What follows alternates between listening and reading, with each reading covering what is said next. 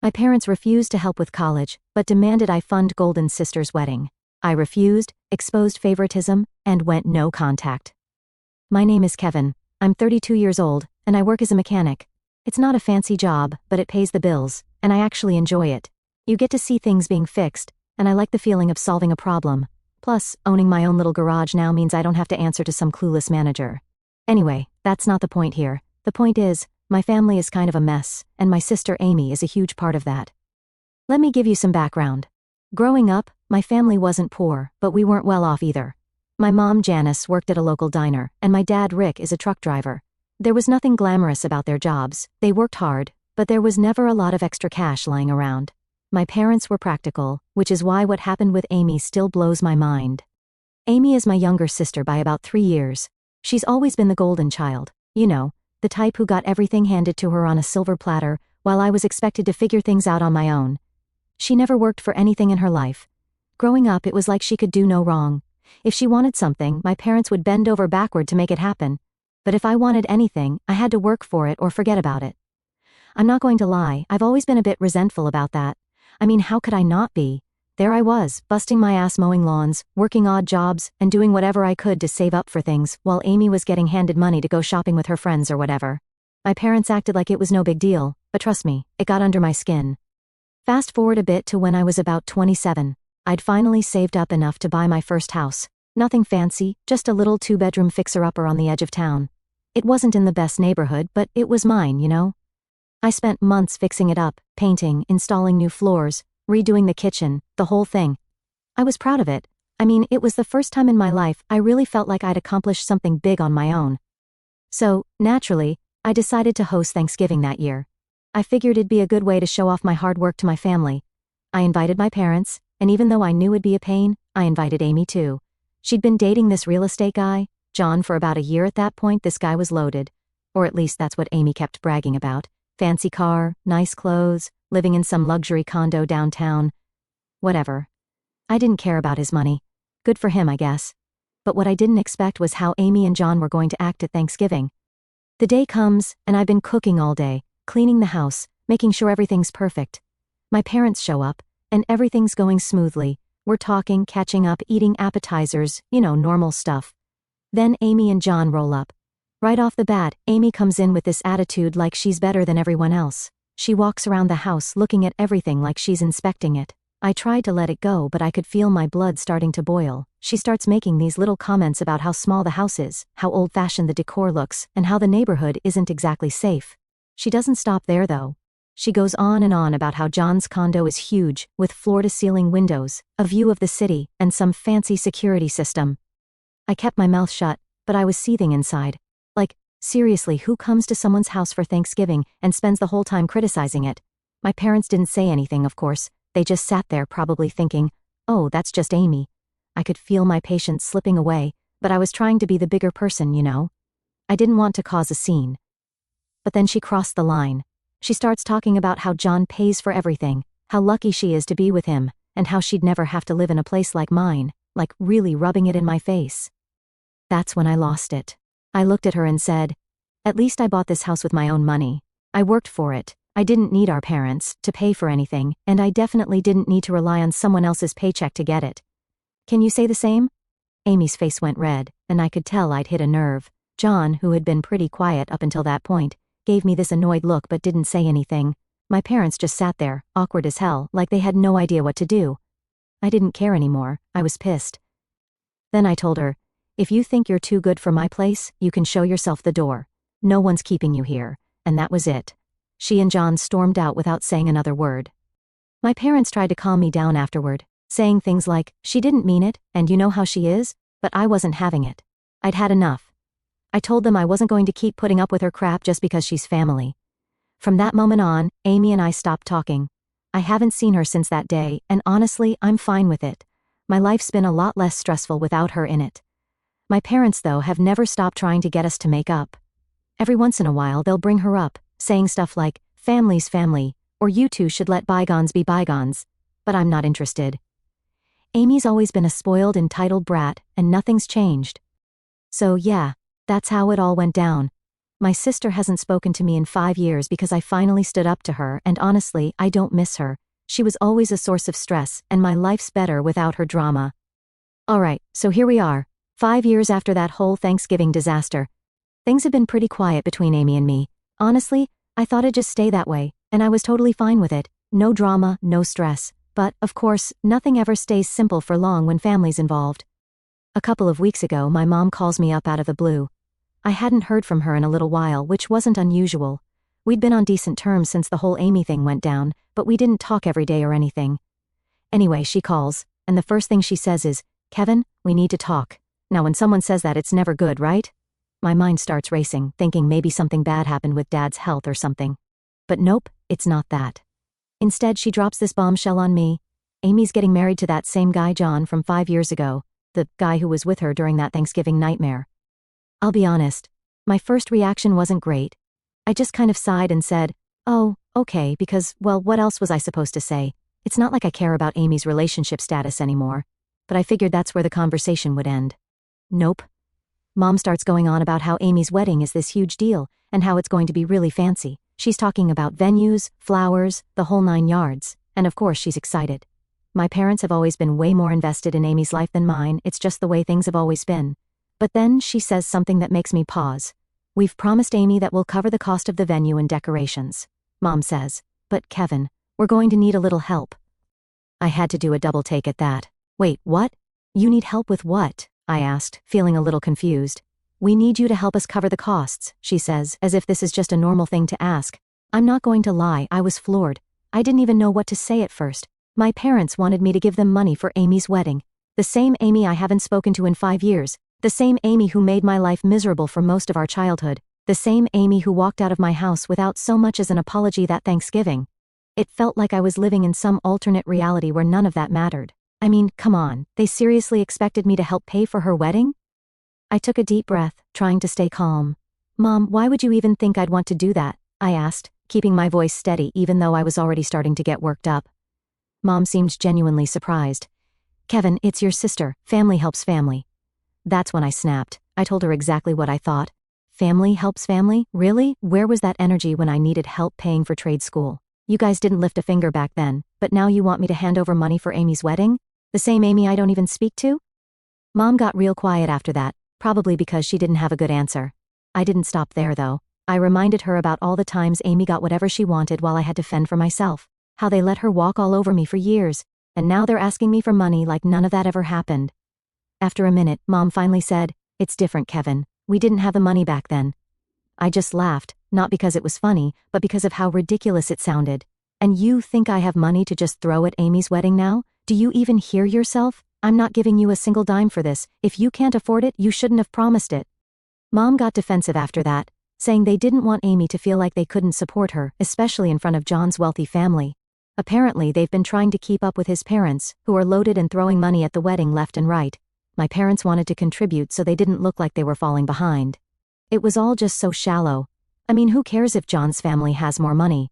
It doesn't change the fact that Amy's spoiled and entitled. But my parents were so wrapped up in this image they wanted to present that they were willing to beg me for money just to keep up appearances. I told Mom I wasn't going to help, that it wasn't my responsibility, and I didn't even care about the wedding. She tried to guilt-trip me, saying how this was a once-in-a-lifetime event, and how it would mean a lot to the family if I pitched in, but I wasn't budging. I told her straight up that she needed to figure this out without me. She sounded disappointed, but I wasn't backing down. We ended the call on a pretty awkward note, with her telling me she'd talk to Dad and figure out another way. The whole thing just left me feeling drained. I couldn't believe the nerve they had to even ask me for money after all these years, especially for Amy of all people. It just brought back all the resentment I thought I'd buried after that Thanksgiving fight. The way my parents have always bent over backward for Amy while I've had to figure everything out on my own. It's like nothing's changed. Over the next few days I tried to forget about it, but it kept eating at me. Part of me wondered if I'd overreacted. I mean, it was my parents asking for help, and I've always been the kind of person who tries to do right by them, even when they frustrate me. But this felt different. It felt like they were crossing a line. I was still stewing over the whole thing when my dad called me a week later. Now, my dad doesn't usually call unless it's something important, so I picked up right away. He cut straight to the point. "Your mom told me you won't help with Amy's wedding," he said. "No hello, no small talk, just straight into it." "Yeah, that's right. I said, feeling my stomach tighten. I could already tell this conversation wasn't going to go well. Dad let out a long sigh. Kevin, we really need you to help us out here. We've already committed to paying for part of it, and now we're stuck. If we don't come through, it's going to look bad. There it was again, this obsession with how things looked. It wasn't even about Amy anymore, it was about saving face in front of John's family. I could feel the anger bubbling up again. Look, Dad, I said, trying to stay calm. I'm not responsible for the promises you made. If you can't afford it, then you shouldn't have offered to pay. I'm not going to bail you out. Dad didn't like that. He started going on about how families should stick together, and how they've always done their best for us. But the more he talked, the more I realized something. They weren't asking for my help because they needed it, they were asking because they expected it, like it was my duty to clean up their mess. So I cut him off. I'm sorry, Dad, but I'm not doing it. You'll have to figure something else out. And that was it. The conversation ended on a sour note, just like the one with my mom. They weren't happy with me, but for once, I didn't feel guilty. I'd spent my whole life trying to keep the peace, but this time, I wasn't going to let them push me around. Alright. So, after that conversation with my dad, I thought things would settle down. I'd made my stance pretty clear, and I figured they'd just leave it alone. I mean, what else could they do, right? But, of course, that's not how my family works. It never is. A few days later, I get this message from my cousin Mark. Now, Mark's one of the few relatives I actually get along with. He's not into the whole drama thing, and we've always been on good terms, so when he texts me saying, hey, can we talk? I figured it was something casual, maybe just catching up or whatever. But when we got on the phone, it was pretty clear that wasn't the case. Kev, man, what's going on with your folks? He asked, not even bothering with the usual small talk. What do you mean?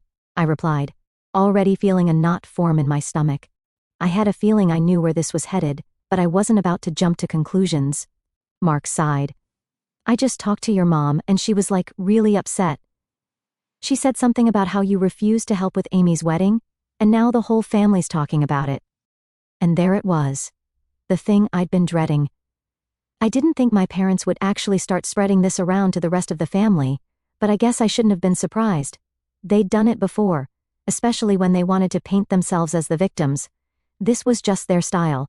Go around telling everyone their version of the story, leaving out all the important details that might make people see things differently. I tried to stay calm as I explained the situation to Mark. Yeah, they asked me to help pay for the wedding, and I told them no.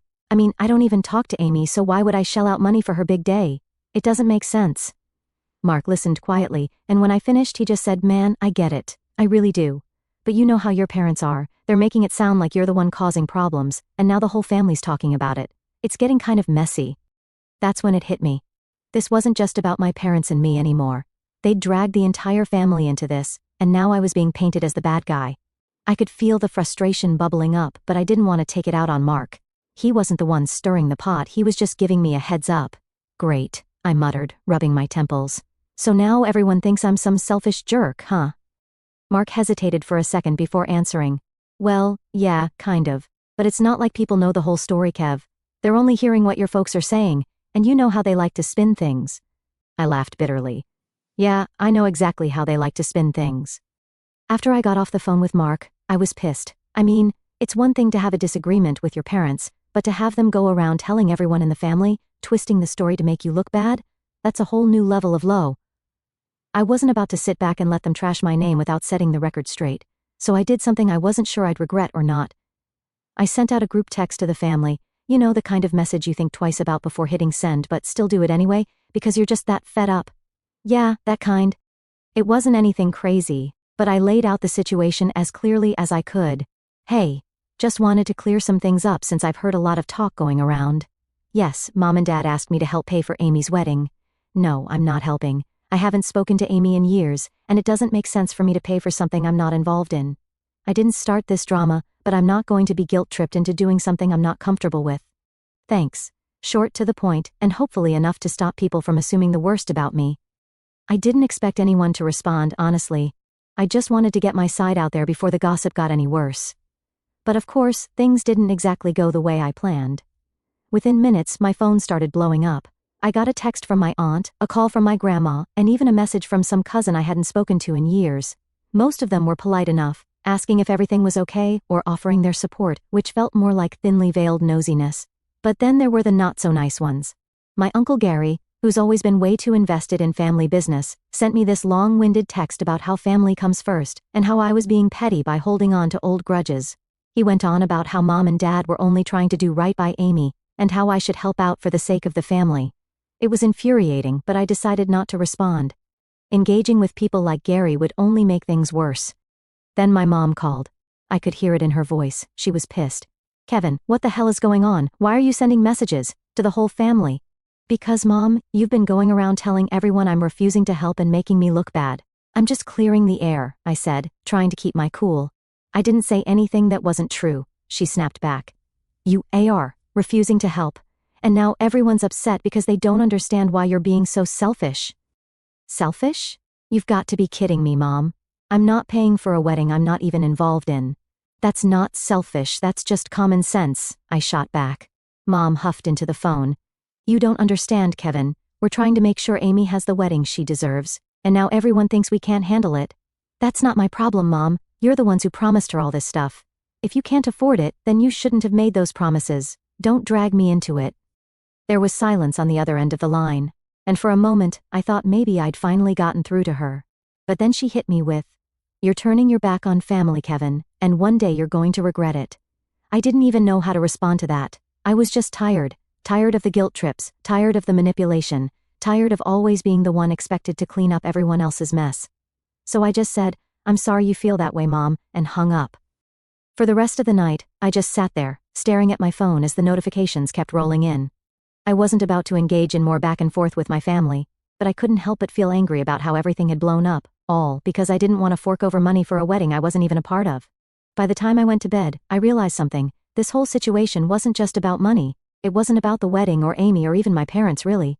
It was about control. My family had always expected me to fall in line, to play along, to be the good son who never rocked the boat. And this time, I didn't. And maybe that's why they were so mad, not because I wouldn't pay for the wedding, but because I finally said no. After that whole mess with the family texts and the phone call from my mom, I thought things would die down. I had made my point, and I didn't really care if people were upset with me anymore. I wasn't about to keep fighting over something that, in my mind, was pretty simple. I wasn't paying for my sister's wedding. End of story. But, like everything with my family, it didn't just end there. A few days after the last call, I get a knock at my door. I wasn't expecting anyone, so I figured it was probably just a delivery or something. But when I opened the door, I was pretty shocked to see my dad standing there. Now let me tell you, my dad doesn't just show up out of the blue like that. In fact, I don't think he's ever visited my place without calling first. So right away, I knew something was up. "Hey Kev," he said, looking a little awkward, "can we talk?" I didn't know what to say at first, but I nodded and stepped aside to let him in. I wasn't in the mood for another argument, but it didn't seem like I had much of a choice. He walked in, kind of glancing around the living room like he hadn't seen it before, even though he had. It felt tense, like neither of us knew how to start this conversation. "So, what's going on?" I finally asked, figuring I'd let him make the first move. Dad sighed and sat down on the couch. "I just wanted to clear the air," he said. "Things have gotten pretty out of hand, and your mom's really upset." I sat down across from him, not really sure where this was going but ready to defend myself if it turned into another guilt trip. "Yeah, I've noticed," I said, "but I don't know what you want me to do about it. I've already explained where I stand." I know," Dad said, rubbing his hands together like he was trying to find the right words. "But this whole thing with Amy's wedding, it's gotten bigger than it should have been. We didn't expect you to pay for everything, Kev. We were just hoping you could help out a little, as family." There it was again. Family. That magic word they always throw out when they want me to bend. I tried to stay calm, but I could feel that frustration bubbling up again. "Dad, I've already said no. I don't have anything against you or Mom, but this is Amy's wedding. Amy, who I haven't spoken to in 5 years. It doesn't make sense for me to pitch in when I'm not even involved in her life." Dad nodded, but I could tell he wasn't really getting it. "I get that, Kev, I do. But your mom, she's really struggling with all this. We promised Amy we'd help, and now it's turning into a mess. We don't want to look like we're falling short, especially with John's parents paying for everything." That's when I realized what this was really about. It wasn't about helping Amy or even the wedding itself. It was about appearances. They were more worried about how they looked compared to John's family than they were about the actual situation. They didn't want to seem like they couldn't handle it. "I understand that, Dad," I said, trying to keep my voice steady. "But that's on you guys. You promised her I didn't. You didn't ask me before making those promises, and now you want me to bail you out because it's gotten too expensive. I'm sorry, but that's not my problem." Dad leaned back, running a hand over his face. He looked tired, like the whole situation was wearing him down. You're right. We probably bit off more than we could chew, he admitted. But we didn't want Amy to feel like we weren't supporting her. I let out a breath, trying to be patient. And I get that, I really do. But you guys have always supported Amy. You've done more for her than you ever did for me, and I'm not saying that to be bitter, but it's the truth. So now, when you come to me expecting me to help with something I'm not even involved in, it just feels wrong. Dad was quiet for a minute, and for the first time, it seemed like he might actually be listening.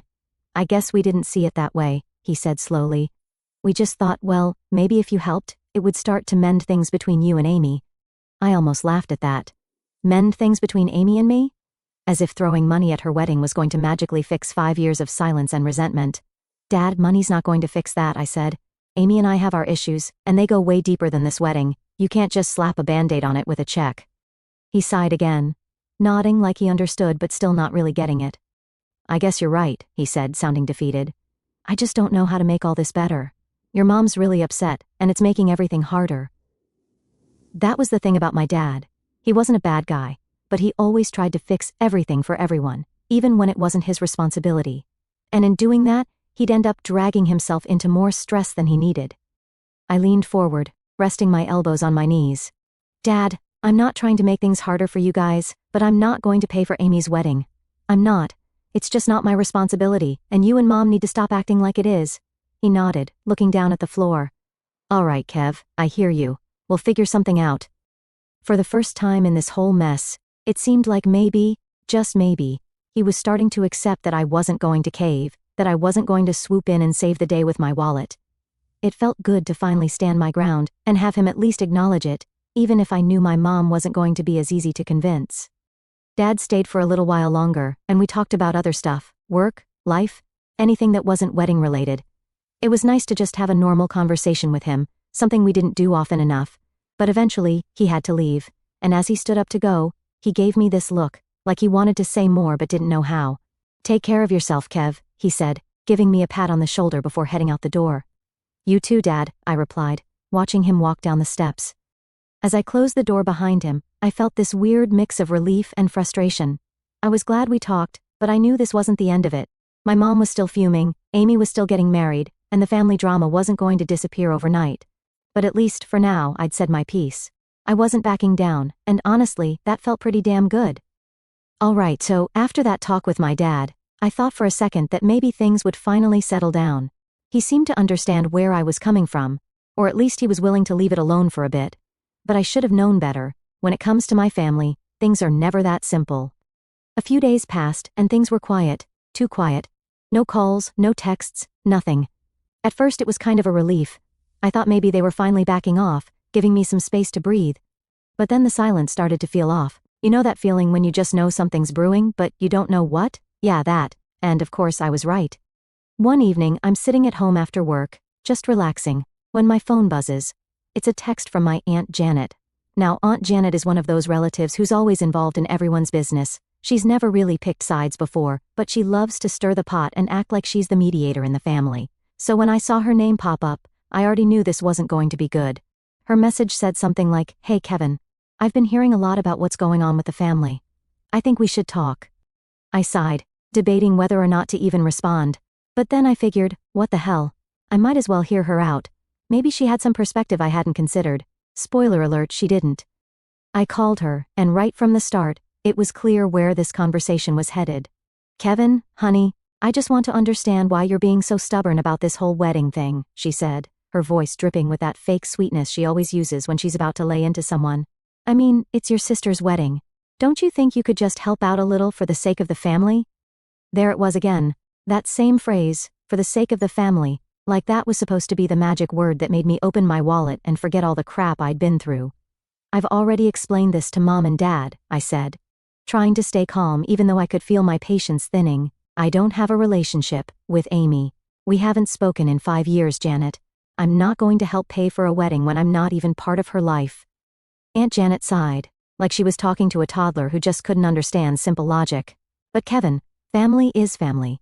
You don't have to be best friends with Amy to do something nice for her. Weddings are a big deal. It's one of those events where everyone comes together. It could be a chance for you two to reconnect. I almost laughed at that. Reconnect? After 5 years of nothing, and I was supposed to do that by throwing money at her wedding? It sounded ridiculous. I'm sorry, but that's not going to happen, I said, keeping my voice steady. Amy and I aren't going to magically fix things just because I help pay for her wedding. It doesn't work like that, and I'm not going to pretend like everything's fine between us when it's not. Janet was quiet for a moment, and I thought maybe, just maybe, she was starting to get it. But then she hit me with, "You're being really selfish, Kevin." That word. Selfish. I'd heard it so many times over the last few weeks, and every time I heard it, it made my blood boil. Selfish for not wanting to be dragged into a situation that had nothing to do with me? For standing up for myself after years of being overlooked and ignored? How am I being selfish, I asked, my voice sharper now. I've done nothing but try to keep the peace in this family for years. I've stayed quiet, I've stayed out of the drama, and now, when I finally say no to something, I'm the selfish one? Aunt Janet clicked her tongue, clearly not impressed with my little rant. You're not seeing the bigger picture, Kevin. This is about more than just you and Amy. It's about the family. Your parents are heartbroken over this. They just want everyone to come together, and I'm the one who's supposed to make that happen by giving them money? I shot back. Come on, Janet, you know that's ridiculous. She sighed again, this time sounding more annoyed than sweet. Look, I'm just trying to help. I think you're making a big deal out of nothing. But if you're set on this, fine. Just know that you're making things harder for everyone. I didn't even know what to say to that. There was no winning here. No matter how many times I explained myself, it was never enough. I was always the bad guy in their eyes. All right, Janet, I said, tired of the whole conversation. Thanks for the talk. Before she could respond, I hung up the phone. I didn't have the energy for it anymore. As I sat there, staring at my phone, I couldn't help but feel angry. Angry at my parents for dragging the family into this. Angry at my relatives for making me out to be the villain. And honestly, a little angry at myself for even caring about what they thought. I knew I was right to say no, but the constant pressure was starting to wear on me. The next day, I went to work like usual, trying to push the family drama out of my mind, but it was harder than I thought. Every time I checked my phone, there was another message from someone in the family, cousins, uncles, even a few people I hadn't spoken to in years, all chiming in with their opinions on the situation. By lunchtime, I'd had enough. I turned off my phone and shoved it into my toolbox, deciding to just focus on the cars in front of me and forget about the rest. At least at the garage, things made sense. You fix something, it works. Simple. None of this emotional mess that came with family. When I got home that night, I hesitated before turning my phone back on. Part of me didn't even want to deal with whatever new messages had come through, but, of course, curiosity got the better of me. There were a few more texts from family, but one stood out, a message from Amy. Now this was the last thing I expected. I hadn't spoken to her in 5 years, and suddenly, there was a message from her sitting right there on my screen. I didn't know whether to open it or ignore it. Part of me thought it might just be another guilt trip, or maybe even worse, some kind of demand for money directly from her. But after a minute of staring at the notification, I decided to open it. Her message was short, too short for how long we hadn't spoken. "Can we talk?" That's all it said. No apology, no explanation, just those 3 words. I didn't know what to make of it. On one hand, I was curious. On the other, I was wary. Why now, after all this time, was she reaching out? Was it because of the wedding? Because I'd refused to pay? Or was it something else entirely? I sat there, staring at the screen, my finger hovering over the keyboard as I tried to figure out what to say. Part of me wanted to ignore it, to avoid whatever new drama this was about to stir up. But another part of me, maybe the part that still cared even just a little, wanted to hear her out. After a long pause, I typed a reply, "Sure." And just like that, the door I thought I'd closed for good creaked open a little bit. So, after I sent that short text to Amy, I wasn't really sure what was going to happen next. I mean, it had been 5 years and we hadn't exchanged a single word during all that time. Now, all of a sudden, she wants to talk? It felt off, like there had to be something more behind it, but I didn't know what to expect, and honestly, I wasn't sure if I wanted to. A couple of hours went by, and I started thinking, maybe she wasn't actually going to respond. Maybe she just wanted to feel like she made an effort. Or maybe she was waiting for me to make the next move. Either way, I was fine with the silence. But of course, just when I'd started to relax and move on with my evening, my phone buzzed again. It was Amy. She'd replied, "Can we meet up? I don't want to do this over text." I stared at the message for a while, not sure how to feel about it. Part of me was curious, sure. I mean, I'd been waiting for some kind of explanation for years. But at the same time, the other part of me was still holding on to all that frustration and anger. I didn't know if I was ready to meet her face to face, and especially not with all the wedding stuff still hanging over our heads. But in the end, I figured if I didn't meet her now, I'd never get any real closure on this whole situation. So I sent back a quick reply. All right. When and where? We ended up agreeing to meet at this little coffee shop downtown the next afternoon. Nothing too fancy, just a quiet place where we could talk. As I walked in the next day, I could feel that familiar tension in my chest. I hadn't seen Amy in years, and I had no idea what this conversation was going to look like. She was already sitting at a table when I walked in, staring at her phone. She looked up when I approached, and for a second, we just kind of awkwardly stared at each other. She looked different, not in a bad way, just more grown-up, I guess. It was weird seeing her after all this time. Hey, she said quietly. Hey, I replied, taking a seat across from her. The tension was thick, like neither of us knew where to start. After a long pause, she sighed. Look, I know things between us have been bad, and I get why you're mad. I probably deserve it. That caught me off guard. I'd expected her to jump straight into wedding talk, maybe even ask for money directly, but here she was, admitting she'd screwed up. I didn't know what to say, so I just nodded, letting her continue. I messed up a lot. I know that. And I'm not asking you to forget everything, but I just wanted to try to fix things before it's too late. I leaned back in my chair, processing her words. Part of me wanted to be skeptical, to believe she was just saying this because she needed something from me. But another part of me saw how genuine she looked, like maybe, just maybe, she really wanted to make things right. I don't know, Amy, I said finally. A lot's happened. You can't just undo all of that with an apology. She nodded, looking down at her hands. I know, but I have to try, and for the first time in years I realized that maybe this wasn't about the wedding, maybe this was about something more,